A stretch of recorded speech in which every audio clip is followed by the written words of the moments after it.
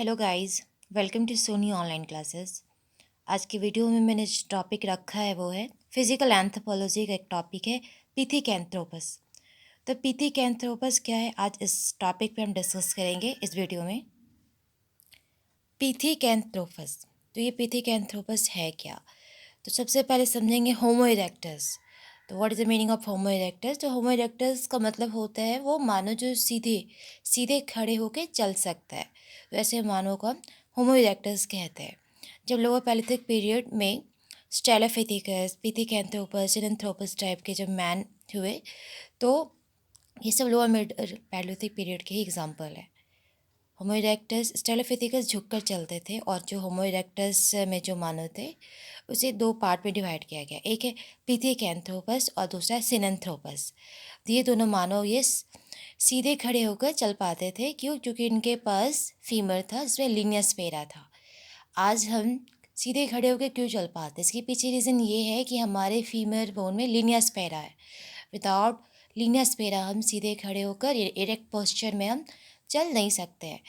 तो जब lower पैलिथिक period में जब मानव का जब विकास हो रहा था, मानव की ओर जब वो बढ़ रहे थे, विकसित हो रहे थे, तो उस टाइम में दो तरह के मानव आए थे, एक स्ट्रेलोपिथेकस एंड दूसरा होमो इरेक्टस। और होमो इरेक्टस को फिर हम टू पार्ट में डिवाइड किए थे, पिथिकैंथ्रोपस एंड सिनेंथ्रोपस। तो आज मैंने जो टॉपिक लिया है वो होमो इरेक्टस का पिथिकैंथ्रोपस है। तो इस पिथिकैंथ्रोपस के ऊपर हम आज डिस्कस करेंगे। 1868 में डार्विन के एक स्टूडेंट थे, जर्मन के, हैकल हैकल थे। एक ऐसे प्राणी का वो कल्पना कर रहे थे कि पिथिकैंथ्रोपस एक ऐसा प्राणी है जो कि ना चिंपांजी है, ना मानव है, ना गोरिल्ला है, ना ओरंगुटान है, ना गिब्बन है, जो मनुष्य और एंथ्रोपॉइड एप्स का बीच का कड़ी था, जैसे विलुप्त कड़ी का नाम दिया जा सकता है। ये उनका कहना था। तो ये क्या है? ये न एंथ्रोपॉइड एप्स है और न ही ये मानव, तो बीच की उसकी कड़ी है, विलुप्त कड़ी है। इसका नाम उन्होंने क्या रख दिया? पिथेकैंथ्रोपस। तो पिथेकैंथ्रोपस इसका नाम पड़ा। फिर धीरे धीरे और साइंटिस्ट ने इसका फिर क्या किया, इसके ऊपर रिसर्च करना स्टार्ट कर दिया। जो हैकल, उनका कहना था कि ये पिथेकैंथ्रोपस जो उनका फॉसिल्स मिला है, इसका अर्थ होता है वाणी रहित वानर, सब मनुष्य, यानी कि हाफ जो उसका बॉडी का जो कैरेक्टर है वो वानर की तरह, एंड हाफ जो है वो मनुष्यों की तरह, मीन्स मानव की तरह। वाणी रहित यानी इनकी खुद की आवाज़ नहीं है, ये बोल नहीं पाते। फिर क्या, 1894 में यूजिन डिवॉइड इन्होंने रिसर्च किया, एंड फिर घोषणा किया कि हमें मनुष्य के विकास की विलुप्त कड़ी जो है वो मिल गई है। मीन्स कि आज जो हम मनुष्य बने हैं या मानव के रूप में जो हम बने, जो हमारा फिजिकल जो कैरेक्टर्स का जो डेवलपमेंट हुआ है, वो आज हम ऐसे ही अचानक नहीं बने। कई सदियाँ बीती है, कई सारे मानव से चेंज होते हुए हम आए, तो आज हमारा ये मॉडर्न मैन के रूप में हम अपने आप को देख पाते हैं। तो 1894 में क्या हुआ ना, ये जो डिवाइड है वो डिक्लेयर किया कि जो पिथेकैंथ्रोपस है वही विलुप्त कड़ी है, मानव और वन मानुष के बीच की वो विलुप्त कड़ी है। और अपने इस स्टेटमेंट को वो पुष्टि भी करने के लिए क्या किए, वो जावा में खुदाई की है। वहाँ पे जो भी पाया गया ऑसेस, यानी प्रस्तरित जो ऑसेस कहते हैं, फॉसिल्स, तो अस्थि पंजर वहाँ पे जो मिला उससे वो उन्होंने वहाँ पे वर्णन किया, जिसका नाम हैकल अपने काल्पनिक के आधार पे, कल्पना के आधार पे उन्होंने रखा लुप्त कड़ी। विलुप्त कड़ी का मीन्स होता है कि वो कड़ी जो काफ़ी टाइम से हम ढूंढ रहे थे कि अचानक ये मानव कैसे बन गया, हमारे एंसेस्टर मंकी हैं या एप्स है या कौन है। तो ये एप्स और मैन के बीच की ये विलुप्त कड़ी है, जिसका नाम उन्होंने क्या रखा? पिथेकैंथ्रोपस। यहाँ पे फॉसिल स्टम्प्स जो है ये क्या है? तो हज़ार वर्ष पहले जो भी मनुष्य पौधे होते थे वो सड़ गल गए, आज वो पत्थर बन चुके हैं, तो उसे हम जीवाश्म कहते हैं। और जीवाश्म ही वर्ड जो है इसी इंग्लिश में फॉसिल्स कहा जाता है। 1868 में हैकल को खुदाई के दौरान जो फॉसिल्स मिले, जो ऑसेस मिले, एंड 1894 में यूजिन ड्यूबॉइड को जो भी पिथेकैंथ्रोपस के फॉसिल्स मिले, तो दोनों में डिफरेंसेस ये था कि हैकल का कहना था कि प्राणी काल्पनिक था, और डुवॉइड उनका जो प्राणी था वो वास्तविक था। तो डुवॉइड जो है वो इन्होंने इस प्राणी के साथ इरेक्टस शब्द का प्रयोग किया। जो डुबर्ड है, इन्होंने इरेक्टस शब्द का, इरेक्टस का अर्थ मैंने जो बताया कि जो सीधे खड़े होकर चल सकता है उसे हम इरेक्टस कहते हैं।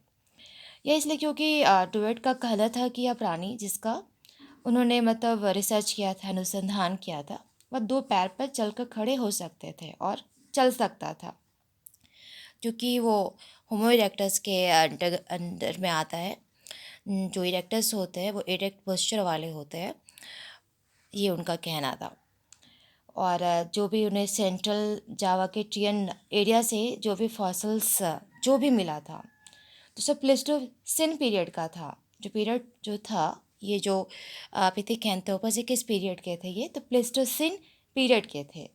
तो इस समय के जो भी प्राणी थे उनका एक फीमर मिला था, यानी जांग, फीमर यानी एक फीमर है, एक फीमर बोन मिला था, और फिर दो टीथ मिले थे फॉसल्स में, और स्कल स्कल भी मिला था, और मैंडिबल जिसे हम जबड़ा कहते हैं। तो ये सब उन्हें खुदाई के दौरान मिली थी, इन सब के साथ हड्डियाँ। तो ये सब जो भी अस्थियाँ मिली थी यानी बोन्स मिले थे, तो इस पर 19 साइंटिस्ट ने, यानी 19 जो विद्वान हैं, उन्होंने मिलकर इस पर क्या किया? रिसर्च किया। रिसर्च करने के बाद फिर अपना अपना एक शोध, एक रिपोर्ट तैयार किया कि वाकई में ये विलुप्त कड़ी इन्हें माना जा सकता है। तो इसमें से टोटल जो 19 जो विद्वान थे, तो उनमें से 5 जो विद्वान थे, ये हड्डियों का जो भी था स्ट्रक्चर, तो वो कहना था उनका कि ये जो भी स्ट्रक्चर है, ये तो हड्डियों को देखने से ऐसा लगता है कि ये मानव का ही हो सकता है। तो 19 में से जो 5 विद्वान थे, उन्होंने कहा कि ये जो हमें फॉसिल्स जो मिला है, ये मानव आकार का, यानी कि मानव के शेप का है और वानर की तरह लग रहा है। और इसमें से जो 7 थे, उनका कहना था कि ये मानव और वानर के बीच का है, मीन्स कि हाफ कैरेक्टर जो है वो मैन की तरह है, और हाफ कैरेक्टर क्या है पिथिकेंथ्रोपस की, वो वानर की तरह है। तो ये बीच की कड़ी हो सकती है। तो कुछ विद्वानों का कहना था यह मानव बोल सकता था, और कुछ विद्वानों का कहना था कि जो पिथिकेंथ्रोपस है वो नहीं बोल सकता है, वो वाणी रहित है, उसकी आवाज़ नहीं है। तो ट्रेनियल में पाई गई जो खोपड़ी थी यानी स्कल थी, तो उसका जो अपर पार्ट था वो मिला 184 सेंटीमीटर, और जो उसकी चौड़ाई थी वो 134 सेंटीमीटर था, और जो उसका सेफेलिक जो इंडेक्स था वो 70 सेंटीमीटर था। और जो फिर इसकी फोरहेड थी, उसकी जो विस्तार था, उसका जो सेफेलिक इंडेक्स 70 सेंटीमीटर हो गया, और फोरहेड उसका क्रैनल कैपेसिटी क्या था? तो 850 क्रैनल कैपेसिटी था। और जो उसके अंदर जो मस्तिष्क पाई गई थी, तो उसका जो वेट था अप्रोक्सीमेटली 750 ग्राम का था।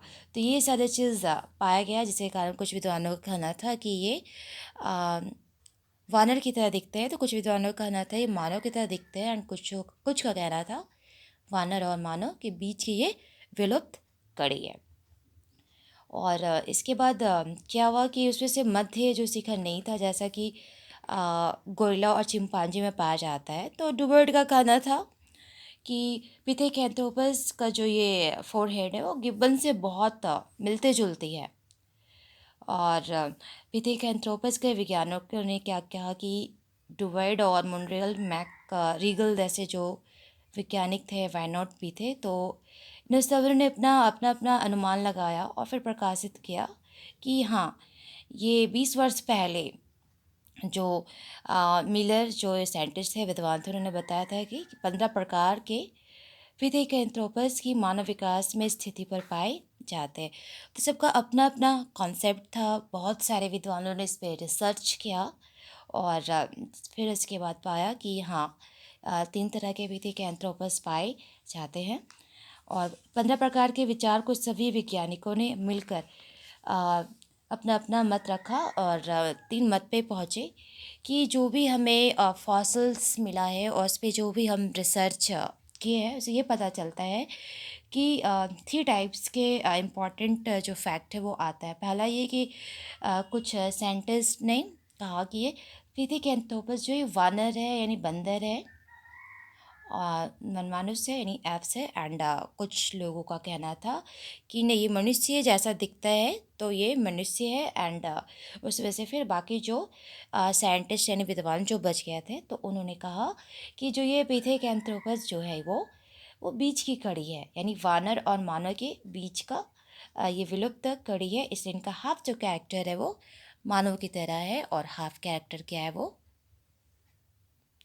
वनमानुष की तरह है। तो इन विचारों में उतनी भिन्नताएं नहीं है, लेकिन जितनी दिखाई देती है। और कुछ विद्वानों का कहना था कि पिथेकैंथ्रोपस वानर सा है, वह उसे तमाम वानर से उत्तम मानते हैं। जो विद्वान कह रहे थे कि जो पिथेकैंथ्रोपस है ये वानर के ही पूर्वज रहे होंगे, या फिर पिथेकैंथ्रोपस के पूर्वज वानर रहे होंगे। तो सबसे उत्तम जो कोई वानर है तो वो पिथेकैंथ्रोपस ही है। जितने वानर है सबसे ज़्यादा जो क्वालिटीज़ होते हैं उत्तम वानर का, वो पिथेकैंथ्रोपस को ही दिए। और बाकी जो बचे जो वैज्ञानिक थे, उन वैज्ञानिकों में कहना था कि पिथेकैंथ्रोपस मनुष्य और वानर के बीच का है, विलुप्त कड़ी मानते हैं। तो ये कहना कठिन है कि पिथेकैंथ्रोपस वानर के वंशज है या उसके कारण इसके सारे अवशेष अभी तक नहीं मिला है।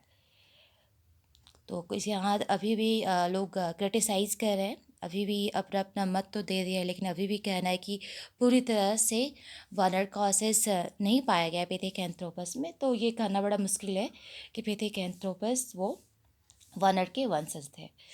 और डुवर्ड, यूजीन डुवॉइड, इनका स्टेटमेंट था कि पिथेकैंथ्रोपस मानव के वंश का सदस्य है, मानव के वंश का सदस्य ये इनका मानना है, और मानव का पूर्वज है। यूजीन डुवॉइड वो पिथेकैंथ्रोपस को मानव का पूर्वज मानते हैं, यानी एंसेस्टर मानते हैं। वैज्ञानिक इस बात पर तो सहमत है कि पिथेकैंथ्रोपस मानव विकास की एक विशेष कड़ी है, क्योंकि बहुत सा जो कैरेक्टर है पिथेकैंथ्रोपस का वो मानव से ही मैच करता है। वो मानव के डायरेक्ट पूर्वज तो नहीं हो सकते, लेकिन हाँ हो सकता है। और कुछ वैज्ञानिकों के विचार में पिथेकैंथ्रोपस एक विशाल वानर ही है, एक बड़ा बंदर है, एक बहुत विशाल, क्योंकि इसके सारे जो लक्षण है ना गिब्बन से मैच करता है, काफ़ी मिलता जुलता है। तो इस सिद्धांत, इस थ्योरी, इस प्रिंसिपल, इस कॉन्सेप्ट का अगर बात करें तो प्लेस्टोसिन पीरियड में तमाम देशों में विशाल जंतु पाए जाते थे। जब प्लेस्टोसिन पीरियड जब चल रहा था तो पूरे दुनिया में क्या था, विशाल जंतु ही पाए जाते थे। और हो सकता है कि पिथेकैंथ्रोपस आजकल के गिबन के विशाल पूर्वज ही रहे हो। इस ऐसे गाइज कुछ लोगों का कहना है कि पिथेकैंथ्रोपस जो है वो वानर के वंशज है। तो कुछ वैज्ञानिकों का कहना है कि नहीं, पिथेकैंथ्रोपस जो है वो मनुष्य यानी मानव के वंशज है। तो इसमें अभी भी रिसर्च चल रही है कि एक्चुअली पिथेकैंथ्रोपस किसके मतलब पूर्वज थे, एंसेस्टर थे। तो पिथेकैंथ्रोपस क्या ये होमो इरेक्टस का एक ब्रांच है। लोअर पैलियोलिथिक पीरियड की अगर बात करें तो टू टाइप्स के यहाँ पे मैन को होमो इरेक्टस में रखा गया है, कैटेगराइज किया गया है, पिथेकैंथ्रोपस एंड सिनेंथ्रोपस। जो आज इस वीडियो में हम पिथेकैंथ्रोपस के बारे में पढ़े कि इनका हाफ जो कैरेक्टर है, फिजिकल कैरेक्टर्स, वो मैन से मैच करता है एंड हाफ जो कैरेक्टर है वो ऐप से मैच करता है। इसलिए कहा गया है कि पिथेकैंथ्रोपस जो है वो मैन एंड जो ऐप्स है उसके बीच की एक लिंक कड़ी, एक मिसिंग लिंक है, यानी विलुप्त कड़ी है। तो फिर मिलते हैं न्यू वीडियो में न्यू टॉपिक के साथ। जय हिंद।